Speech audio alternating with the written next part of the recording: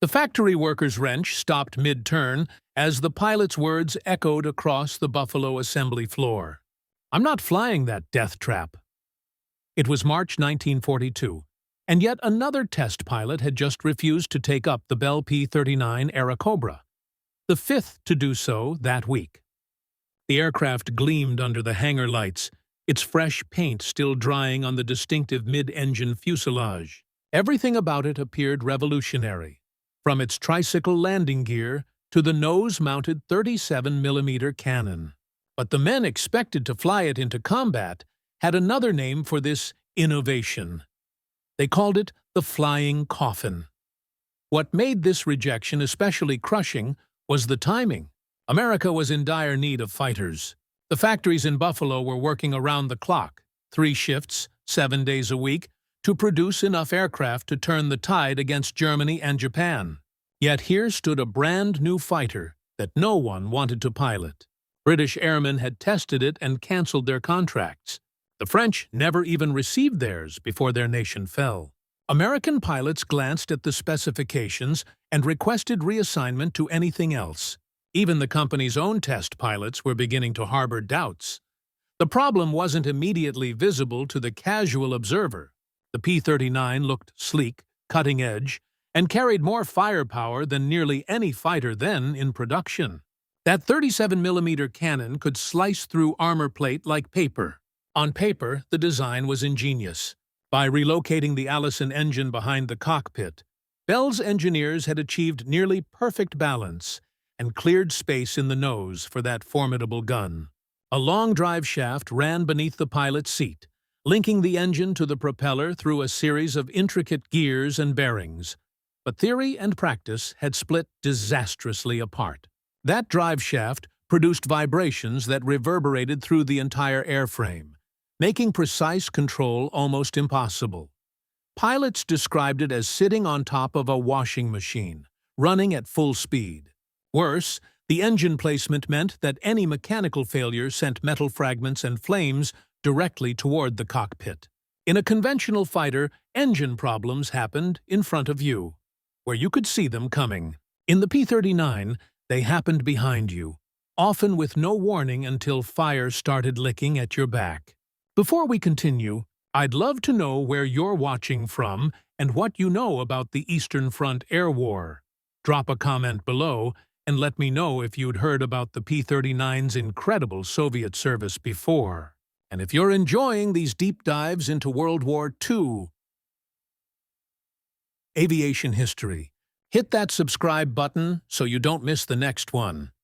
These stories take serious research to get the details right, and knowing you're out there makes it all worthwhile.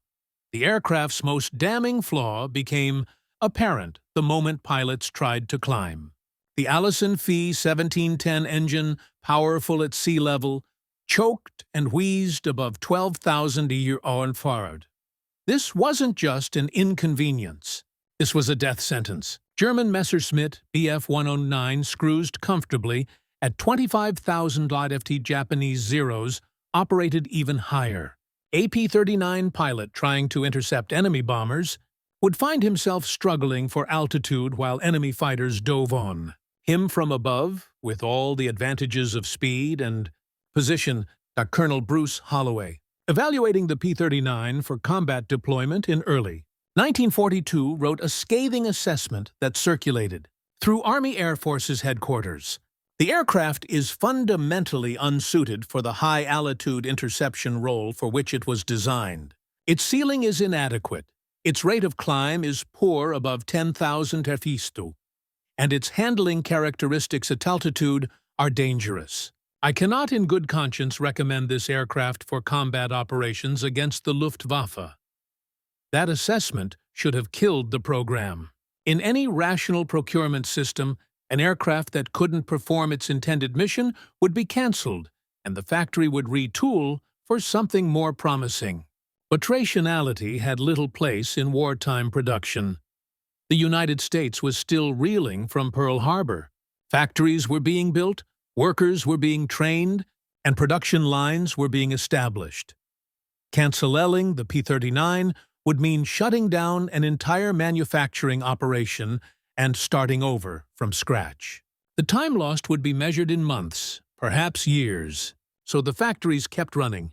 Workers in Buffalo continued riveting together airframes, installing engines, and mounting weapon systems on aircraft that American and British pilots refused to fly. By the spring of 1942, hundreds of P-39s were rolling off production lines with nowhere to go. They sat in storage fields across the country, rows of unwanted fighters gathering dust, while the war raged on without them. Then came an unexpected solution. The Soviet Union, fighting desperately against the German invasion, needed aircraft. Any aircraft. Joseph Stalin had made it clear through diplomatic channels that he needed fighters, bombers and tanks in massive quantities, and he needed them immediately. The United States, eager to support Italy and keep the Eastern Front active, began shipping military equipment through the Lend-Lease program. Among those shipments were hundreds of P-39 Airacobras that nobody else wanted.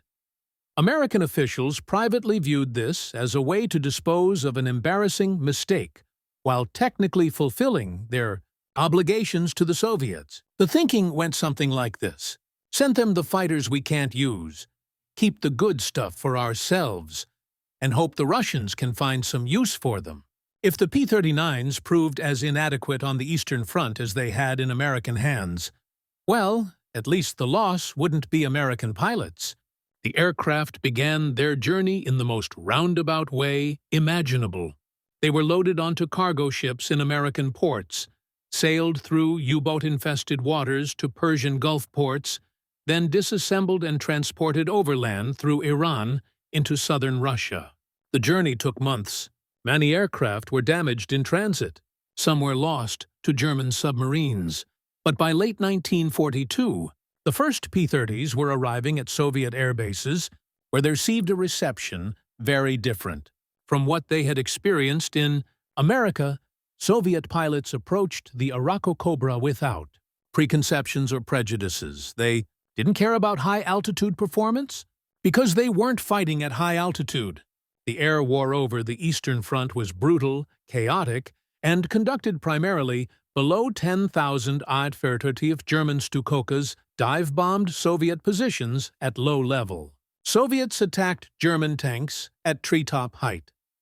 The desperate, swirling dogfights that characterized Eastern Front combat happened in the thick air, where the P-39's Allison engine performed beautifully. The first Soviet units to receive the Airacobra treated it as an experiment. Pilots accustomed to flying the Leg 3, a wooden fighter that was underpowered and poorly armed, found the P-39 to be a revelation.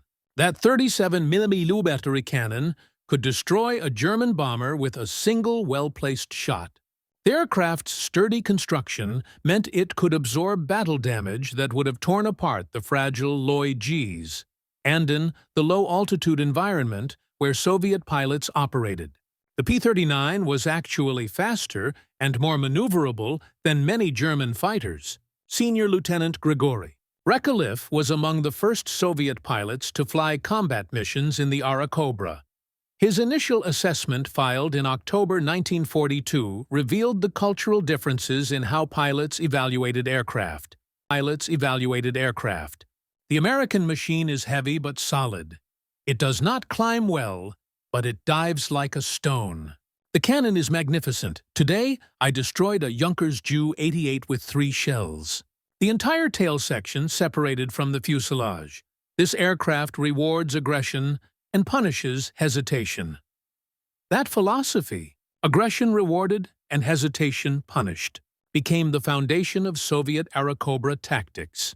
Pilots learned to use the aircraft's strengths while avoiding situations that exposed its weaknesses. They attacked swiftly from advantageous positions, fired that devastating cannon, and broke away before enemy fighters could respond. In the hands of pilots who understood its capabilities, the P-39 transformed from flying Cofinto lethal predator. The pilot who truly mastered the Airacobra was Alexander Ivanovich Pokushkin. a name that would become legendary in Soviet aviation history. Born in 1913 in Novosibirsk, Pokushkin had started the war flying obsolete Y-16 fighters, struggling against superior German aircraft with outdated equipment and tactics. When he transitioned to the P-39 in early 1943, he immediately recognized its potential. Pokushkin developed a tactical system specifically designed around the Araob's capabilities. He called it the Formula for Air Combat, a methodical approach that emphasized altitude advantage, speed management, and precise gunnery. His pilots would patrol at medium altitude around 15,000 RLFT, watching for German formations below. When they spotted targets, they would dive, building tremendous speed, close to point-blank range, fire a brief burst from the 37mm Brilliant cannon, then climb away, using their momentum before enemy fighters could react. The tactic was devastatingly effective. Pushkin's personal score began climbing rapidly. 5 kills, then 10, then 20. By the time the Battle of Kursk erupted in July 1943, he was the Soviet Union's leading ace, and his unit flying American-built Airacobras was one of the most effective fighter. Regiments in the Red Air Force. German pilots began recognizing his radio call sign and warning each other when Pokushkin was airborne. Achtung Pokushkin Indu became a common transmission on German frequencies. The Battle of Kursk demonstrated the P-39's capabilities on a massive scale. German forces launched their final major offensive on the Eastern Front, committing thousands of tanks and aircraft in an attempt to encircle and destroy Soviet forces near the city. The Luftwaffe deployed its best units, expecting to achieve air superiority quickly. Instead, they encountered Soviet fighter regiments equipped with P-39s flown by pilots who had spent months perfecting their tactics. During the first week of the battle, Hishkin's regiment claimed over 100 German aircraft destroyed. His personal tally for July 1943 reached 23 confirmed kills. The German offensive, which had counted on air superiority to protect ground forces, found itself constantly harassed by Soviet fighters that appeared, struck, and vanished before the Luftwaffe could respond effectively. The P-39's heavy armament proved particularly effective against German J-87 Stuka dive bombers, which were slow and vulnerable to the cannon's devastating firepower. Reports of the P-39's success on the Eastern Front began filtering back to American intelligence agencies by mid-1943. The assessments were initially met with disbelief. The same aircraft that American pilots had rejected as unsuitable for combat was reportedly one of the most effective fighters in Soviet service. Some analysts dismissed their reports as Soviet propaganda designed to make their American allies feel better about sending obsolete equipment, but the evidence was overwhelming. Soviet requests through Lend-Lease channels specifically asked for more P-39s, not P-51 Mustangs, not P-47 Thunderbolts, but more of the supposedly inadequate Airacobras. By 1944, the Soviet Union was receiving thousands of P-39s, and Soviet aces were using them to compile scores that rivaled the best American and British pilots. Pushkin would end the war with 59 confirmed kills, all achieved in American-built fighters, primarily the P-39. The reason for this dramatic difference in performance came down to operational environment and tactical philosophy. American fighter doctrine in 1942 emphasized high-altitude bomber escort and interception. The P-39 had been designed for exactly that role, and it failed miserably. Soviet doctrine emphasized low-altitude ground attack and tactical air superiority. For that mission, the P-39 was nearly perfect. The same characteristics that made it unsuitable for one type of warfare made it ideal for another. Back in the United States, Bell Aircraft's engineers were absorbing lessons from the P-39's contradictory reputation. The aircraft's failures had exposed critical design flaws, but its successes had validated certain innovative concepts. The tricycle landing gear, initially controversial, proved far superior to conventional tail-dragging designs. It provided better visibility during takeoff and landing, reduced ground loop accidents, and made the aircraft easier for inexperienced pilots to handle. The company began work on an improved version, designated the P-63 King Cobra. This aircraft retained the P-39's basic layout, but featured a more powerful engine, improved aerodynamics, and modifications based on combat feedback from Soviet pilots. The P-63 would never see significant American combat service, but like its predecessor, it would be shipped to the Soviet Union in large numbers and prove highly effective in Soviet hands. More importantly, the lessons learned from the P-39's design influenced the next generation of American fighters. Tetracycle landing gear became standard on virtually all subsequent American aircraft. The emphasis on pilot visibility, which Bell had pioneered with the P-39's car door-style cockpit entry, became a priority in fighter design. The concept of mounting heavy, slow-firing weapons in the nose, validated by the P-39's success with its 37mm cannon, influenced armament choices for years to come. When Lockheed's Clarence Kelly Johnson began designing America's first operational jet fighter, the P-80 Shooting Star in 1943, the aircraft that emerged bore striking similarities to the P-39's layout. Both featured tricycle landing gear for improved handling. Both emphasized pilot visibility and ease of maintenance. Both placed the engine behind the pilot, though in the P-80, this was necessitated by jet engine design rather than a desire to mount a nose cannon. The P-80 represented everything the P-39 had tried to be but couldn't quite achieve, taking the good ideas while eliminating the flaws. The connection between the despised P-39 and America's jet-age success wasn't coincidence. It was evolution driven by hard lessons learned from both failures and successes. The P-39's failure at high altitude forced American engineers to understand the critical importance of engine supercharging and performance across the entire operational envelope. Its success in Soviet hands taught that there was no single definition of an effective fighter aircraft. Mission requirements, operational environment, and tactical doctrine all influenced what made a design successful. Alexander Pushkin, the Soviet ace who'd mastered the P-39, ended the war with 59 confirmed victories, making him the second highest-scoring Allied ace after Ivan Kozhedub's 62 kills. He was awarded the Hero of the Soviet Union 3 times, the highest honor the nation could bestow. In his post-war memoirs, he wrote extensively about the Arakik Cobra, describing it as the finest fighter he had ever flown. The American machine taught me everything important about air combat. It rewarded skill and punished mistakes. It gave me the tools to survive and the weapons to destroy my enemies. More than 4,700 P-39s were delivered to the Soviet Union during the war, representing nearly half of all Arakobras produced. Soviet pilots flew them from Stalingrad to Berlin, racking up thousands of victories against the Luftwaffe. These were the same aircraft that American and British pilots had rejected as unsuitable for combat. The same flying coffins that pilots had refused to fly. In Soviet hands, they became instruments of victory.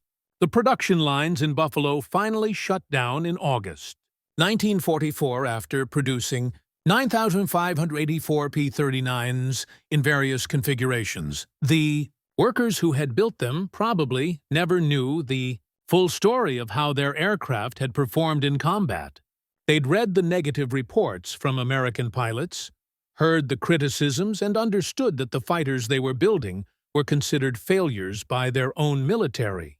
They couldn't have known that on the Eastern Front, those same fighters were helping turn the tide of the largest land war in history. By 1950, the P-39 had disappeared almost entirely from military service. Jets had taken over completely, rendering propeller-driven fighters obsolete except in limited roles. Most Airacobras were scrapped, their aluminum melted down for other uses. A few survived in museums, preserved as examples of wartime technology. But the aircraft's influence lived on in every American fighter that followed, carrying forward the lessons learned from both its failures and its unexpected successes. The story of the P-39 Iraqi challenges comfortable narratives about technological progress and military superiority. It reveals that success and failure are often context-dependent, that the same design can be both inadequate and excellent depending on how it's employed. It demonstrates that innovation sometimes comes from unexpected sources, and that the path to progress is rarely straight or predictable. American aviation designers who initially mocked the P-39's unconventional layout later adopted many of its features in their jet fighters. Soviet pilots who received the aircraft as cast-offs from their American allies transformed it into one of the war's most effective weapons.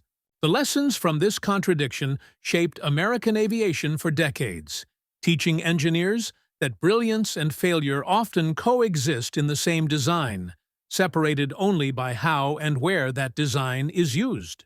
The engineers at Bell Aircraft, who had designed the P-39 with such high hopes, never intended to create a controversial failure that would find redemption in Soviet service. They had envisioned an innovative fighter that would dominate aerial combat with its unprecedented firepower and revolutionary layout. When American pilots rejected their creation, calling it a flying coffin, it must have been devastating. Yet, their design choices, even the ones that failed, contributed to the foundation of American jet aviation. The factory workers in Buffalo, who riveted together thousands of P-39s, knowing their product was unwanted by their own military, demonstrated a different kind of courage. They maintained quality and craftsmanship, even when building aircraft that their own pilots called death traps. They kept the production lines running when conventional wisdom suggested the program should be canceled. Their dedication ensured that when the Soviets needed fighters desperately, aircraft were available to send them.